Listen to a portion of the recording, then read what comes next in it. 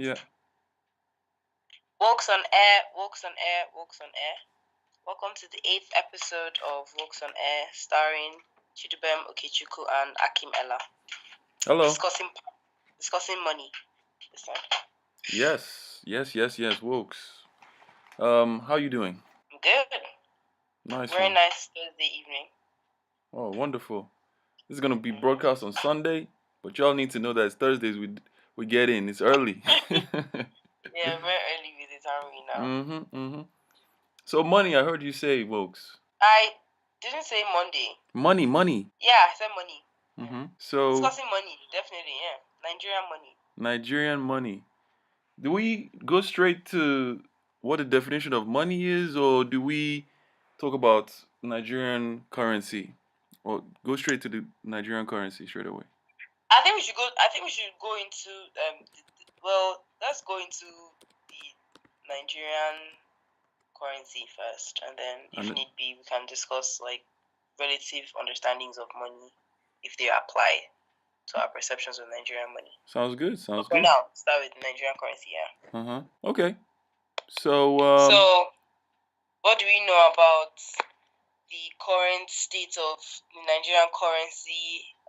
Facts about it, just to start off. So basically, I mean, we know that the exchange rate at this point is, it's been fluctuating for a bit, but yeah, so that kind of changes like the value of the money in different ways in terms of what the Nigerian naira can buy for you in Nigeria, outside Nigeria, etc.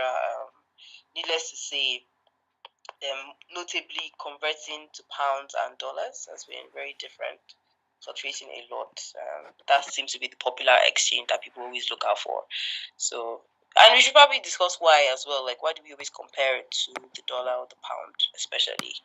Because those countries are particularly influential to us, or is that our standard of what a good currency is like? I don't know. But yeah.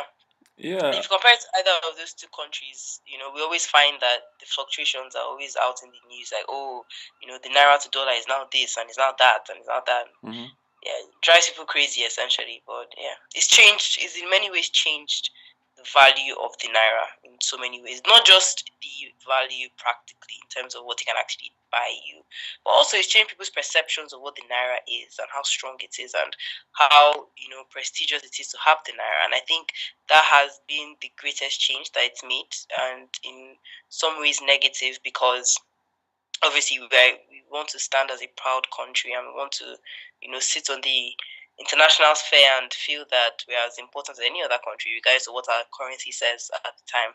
But I think that has not been the case really in recent times. I think that the value of the naira has in many ways changed people's perceptions of Nigeria and the Nigerian currency. Yeah. As you're stating, it is a sense of national pride, linking one's currency to self-esteem, one's currency to the value of their nation as well. It seems like an obvious way to go, which brings me to define money. As always, I've gone for my trusty Google and realized on Google that money is defined as a current medium exchange in the form of coins and banknotes. Coins and banknotes collectively. That's money. Yeah. You see, I have a problem with this definition. Just off the bat, I have a problem with this definition because this is everybody's. Once people see this as the definition of money, they assume that when someone is talking about money, that they're talking about the currency and they're talking about the cash. But there's some conversations I've had where, and I guess it's with people in the finance industry, where they're discussing money, but they're not necessarily talking about coins and banknotes, which can be very confusing to the layperson. Okay, so why would a finance individual be talking with anything other than coins and banknotes with a layperson? And I personally think that the finance individuals in any country have a responsibility to educate those lay people as to the realness of finance. A lot of people link finance to negative acts of like people trying to swindle others out of money. I don't know why, but I feel that a lot of people should educate themselves and know that money isn't necessarily just tied to coins and banknotes. And I've read this book recently. And I'm sure it mentions this in a lot of other books. But credit is in a sense money these days. It's like the Western form of money, you know. Yeah. And on that note, I want to talk about like Nigerian like coins and banknotes. You know, before pre coins and banknotes, and this is even going to highlight the point of money not necessarily being coins and banknotes. Nigeria used to use cowrie beads as a medium of exchange and storage of value. You know, so that a lot of people that don't necessarily understand what money is won't understand why we made that transition from cowrie beads to um, coins and banknotes. And this is a very, very important topic because once you understand this, then you have a clearer picture of why Nigeria is currently the way it is in terms of Yeah. going through a recession and things along those lines. Because that medium of that agreed upon legal tender, that item of trade that we agree that has this value, is what our coins and banknotes now represent. You know, just to talk a little bit about the current coins and banknotes, we have the denominations of the 5 naira, the 10 naira, 20 naira, 50 naira, 100 naira, 200 naira, 500 naira, and 1000 naira. Um, and the thing, this is also kind of it gives you an insight on the development of Nigeria's past, Nigeria's state of mind, Nigeria's mental, um, current mental status. And it's very interesting because in the 60s, we also talked about tribes last week and how tribes influence a lot uh, of our behavior, even till today. And this was reflected in our currency, in our coins and banknotes. You know, the 5 naira has Sir Abubakar Tafawa Balewa, Alhaji Abubakar Tafawa Balewa. And on the reverse side of it, it has Pot Kitty dancers, a traditional tribal reference, as it were. You know, I don't necessarily know where region these dancers are from, and I should have done my research before that. But just to show you that there's a tribal connection with the naira with the 5 naira note, 10 naira note, Alvan Ikoku and Fulani milkmaids. Once again, tribes there again. 20 naira, Mutala Mohammed and Ladi on the reverse. Ladi Kwali, which was a Nigerian potter in the northern region of Nigeria, doing traditional pottery. Another link to tribe. 50 naira, blue, Hausa, Igbo, Yoruba, men and women. And on the reverse side, local fishermen, again, linked to the tribes. Now, where this starts to change is in 1999, where the 100 naira note is issued. And we have Chief Obafemi Awolowo and Zuma Rock on the reverse. You know, that's different from that. That's now talking about geography. Then on the 200 naira, we have Sir Amadu Bello with on the reverse pyramid of agricultural commodity and livestock farming. And on the 500 naira note, Dr. Namdi Azikiwe with offshore oil rigging on the reverse. And then on the 1000 naira note, Alhaji Aliyu Mai Bornu and Dr. Clement Isong. These are former CBN chairmen. And on the other side, on the reverse, CBN's corporate headquarters in Abuja. Now you see no tribal reference from 1999 on the reverse side, other than the former leaders of Nigeria. That's very interesting. So for me, the currency, the coins and banknotes have now depicted the change in mentality or would be change in mentality. But is that what's really reflected in Nigerian society? You know, that's another question that needs to be asked at that point in time. You know, do you want to say a thing or two about that? Because we're talking about currency exchanges, and this is what I was going to talk to next. As of the 12th of September, 2018, it was $1 to 361 naira. Let's talk about that for a minute. $1 to what? 361 naira. Yeah, so that's really what it is. Like, you know, I was looking at the dollar, I even looked at the pound and stuff. I feel like honestly, I can't even tell you what is happening with that. I just can't. I can't pinpoint one particular issue that is leading to that or anything like that. I really can't. I don't think many people will be able to do that either. But I do know that that must, in many ways, be affecting a lot of the things that we need to do in our country, really, because it does. That is a lot. It is. Just simply put, it's ridiculous, and it's like people that live in the diaspora as well must be feeling the impacts of it in their own ways, you know. Because then it changes like the value of what you earn on the global scale. It really does, and it changes the value of what you can do with what you earn. And now I wonder if it's starting to change people's perceptions of their work and what their work means to them if they know that they can't buy themselves certain needs with that. Like you can't comfortably take a holiday or do things like that. Yeah. And I think that the attempts that were made at the time when all these fluctuations really started. I think I remember when they became really bad. It was somewhere in 2014, 2015. Became very, very bad. That's when the exchange rate started, increasing terribly. And I think the response to that was, the IMF tried to, obviously, like the so-called, good saints suggestions that were brought forward to devalue the naira, which I always thought was just dodgy. So devalue the naira and things like that, and to bring us back to scale. And I'm like, these are things that can be done, but are these things that in the long term, Buhari was very against that. I remember a couple of interviews with him on that, and she was totally against devaluing the naira. Didn't want to do that, even if obviously the complaints were as such relating to what his plans were. Like the naira is really falling so low. How is he going to control that, and how is he going to control the effects of that? And I think for him, he just didn't want the option of devaluing, and at the same time, he didn't really know what to do either. So it was between a rock and a hard place. And I think that I'm happy that we didn't devalue the naira. That I can say, but I would say that we haven't really made efforts I haven't seen any efforts anyway that we've made to keep it more stable. And I don't even know if we know how to do that. I think that's a very interesting situation to be in, because it's now a question of whether we need advice with that, or whether we just cannot manage the situation regardless of what we know or what we've been told, or how much knowledge we have on how to control the economy in that sense. And then it feeds into other questions like, is this something that stems from the budget?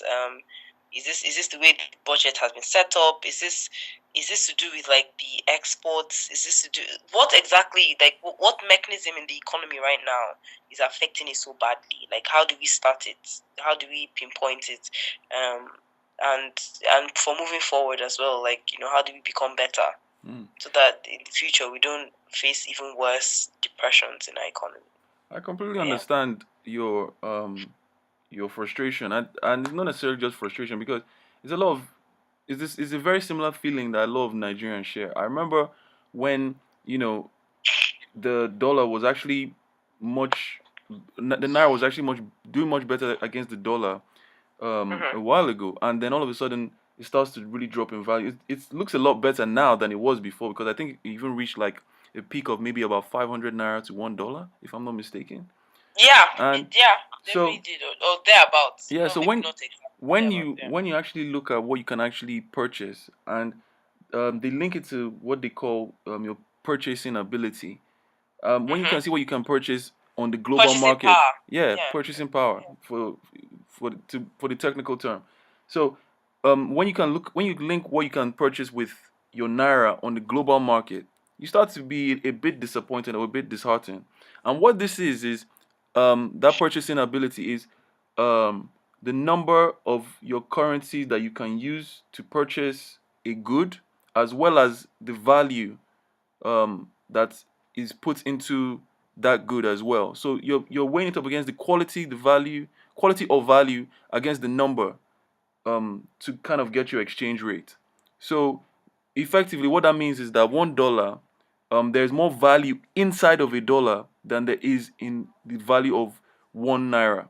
So that's basically what this exchange rate is technically saying, in a sense. And to put more value into your naira, you have to have a solid level of production, a low risk environment, and a few other factors as well. You have to have very skilled labor as well, and that's how you get that value into that currency, because the people that are willing to accept that currency um, are the people that have that value. Do you know what I mean? So when a Nigerian decides to accept lower wages for a job that is supposed to be paying them a certain level of income, they're devaluing that currency, because in a sense, it's basically saying that um I'm I don't necessarily see myself as valuable enough to contribute to this society, so I'm going to take less rather than putting that adding that value within that 1 naira. So each action that it goes on within that economy, you're putting value into your currency, and that's where you have to now think about national pride. How proud are Nigerians of their country? It's because with each day that goes by that you're not proud of your country, you're actually devaluing your currency. So all of these things are actually tied together. Just to put it in perspective, what how how the numbers are so different, but yet you can see what the impact of value is. I'm going to talk about iPhone X and the different sizes. So the value of an iPhone X is in dollars amount is for a 64 gig is $999. This is equal to, if you go to Nigerian market to buy the same product, you have you can get it from a price range of 335,000 naira to 390,000 naira. Now you can see that the numbers are very different, but the value is still there.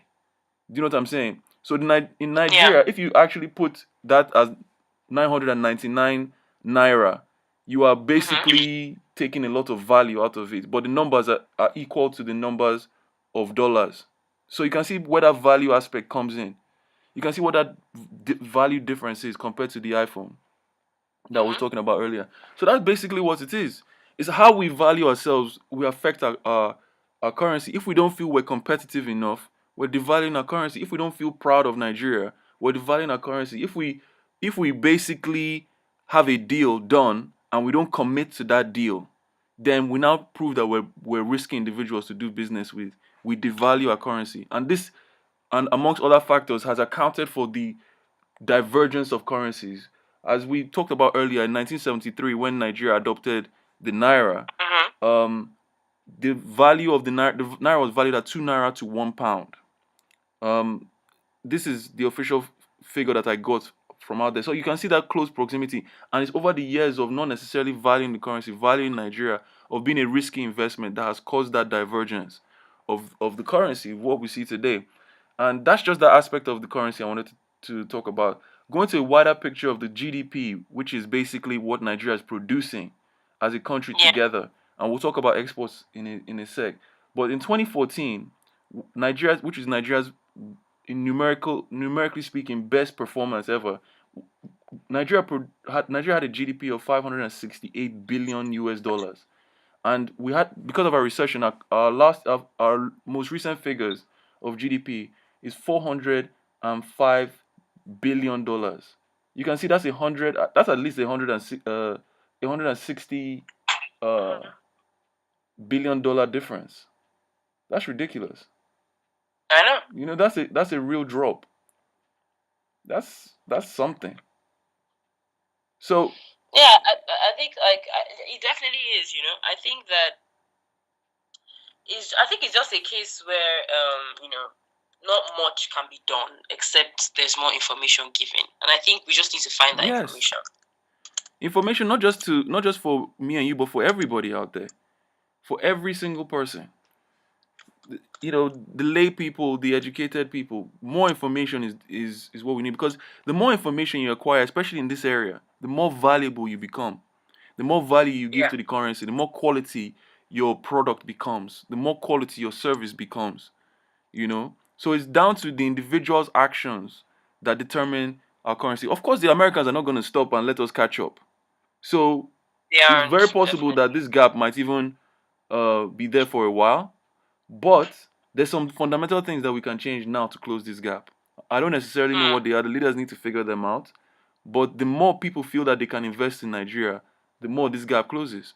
And the more we produce quality products like Nwokes on Air, just as an example, the more the gap closes. So let's just keep going, and have a positive attitude about Nigerian environment and Nigerian produce. That's what it is. Keep going, Nwokes. Is there anything else you want to say before I move on to the next point that I wanted to take on here? No, I think just on the basic, practical side, my basic interest has always been with regards to how the naira and everything that's happened to it in the last couple of years has changed the perspective of Nigerian currency, and that's really it. And I think we both hit on those points as loudly as we can, so we can safely move on to the next line of conversation. Yeah. Just to talk about those exports that we mentioned earlier, we also talked about this before the podcast. Nigeria exports natural gas, tin, iron ore, coal, limestone, niobium, lead, zinc, and arable land. All these things have intrinsic value. And the more we like devalue them on a personal sense, like for instance, by not taking care of them or by unappreciating them, unappreciating natural resources that we have, the more they're healthier the more the composition benefits, the more other countries benefit because our currency will be reducing and their currency will be doing what it's doing. But as long as we're devaluing our currency and our own produce and our own valuable goods, their currency will have they'll be able to purchase our goods at a cheaper rate. Yeah. Not that that's a bad thing for business, and I'm sure that's what a lot of people aim to do. They try and reduce the value of things so that they can get the best deal they possibly can. But it's up to the individual themselves to know what their true value is. So if me and you are doing business and I'm selling you something, I need to know the real value of what I'm selling you is. Because if you know it better than I do, you're able to take that value from me without me even knowing. Do you know what I mean? You're able to capitalize on that, and that's good business sense. I'm not saying you're robbing me or anything. That's good business sense. It's my fault for not doing my research and my work properly, and I have to take that loss because the information should be out there. I should be making that information available. If the information is not out there, I should be gathering that information myself with my research and development, so that I don't find myself in that situation where I feel cheated. And that's what we need to all come together to do to make sure that our leaders provide for us in Nigeria. And that's another thing. Leadership in Nigeria, the government, just let me speak on that for a bit. I know we're talking about Nigerian money and we've just spoken about the GDP for a little bit. But the role of government in the world is changing. Before, if you look at the Western countries these days, the government is not expected to provide all the solutions anymore. It's also part of the private citizen's responsibility to provide um, uh, solutions. And when these days Western governments are more of an administrative and should I say issuing of legal based ideas sort of responsibility. That's their responsibility. So they administrate tasks and they also govern the legal aspect of certain things to a degree. So in Nigeria, I tend to find that there's an expectation of leaders to just solve all our problems for us. Do you know what I mean? Solve the NEPA problem, solve the corruption problem, solve the security problem, solve all of these things. Don't get me wrong, they have a role to play, but the expectation that they should be the ones to provide all the solution is still there. And I think once we overcome that and realize that it's not necessarily every man for himself, but it's up to us to solve our problems first, then go to the government for help. I think we will be able to get through a lot because there's so many things that we can solve on our own, but we need the government support on a much larger and grander scale. So, for instance, providing the infrastructure like roads. It doesn't mean that me and you have to build a road ourselves because the government might have a thing or two to say about that. But at the same time, if me and you see that it's a profitable thing for us to have a road between each other so that both of us can ship goods up and down that road, I don't think the government should stand in our way. In fact, the government should see how it can support our cause because by providing that road, not only us benefit from that road, but other people that want to drive on that road too. So there's this, I don't know what the term is, but probably by the next podcast I'll find what that term is.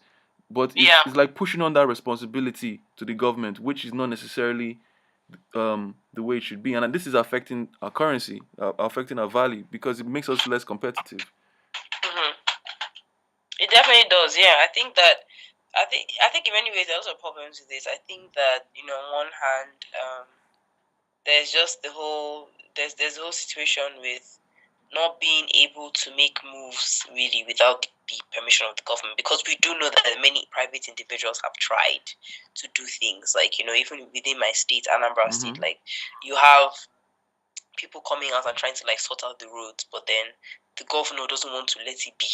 Like the just it's like they don't like they don't want to the person doesn't want to release the funds that would enable that thing to even start. So it's just like just so many roadblocks. And I think that's probably, even why some people just struggle to solve Nigeria's problem, because it's like, where do I start from? Like, I start the thing that I want to do, and then I meet all the prerequisites I need to sort out before I even start it. The action part is where they struggle, because it's just like you need to clean out cobwebs before you can put in a chair. You need to sweep the floor before you put the table. You need to do the cement again before you put this. Just what I'm saying, like there's just there's so much groundwork. So why does the government not facilitate the building of a road? Why does Exactly, it and that's my stand in the way? point. And that feeds into our next topic on corruption, because that's exactly what it is. It's like the system has been so corrupted that even for someone to make a change, they need to first deal with the issue that already exists before they can start the positivity.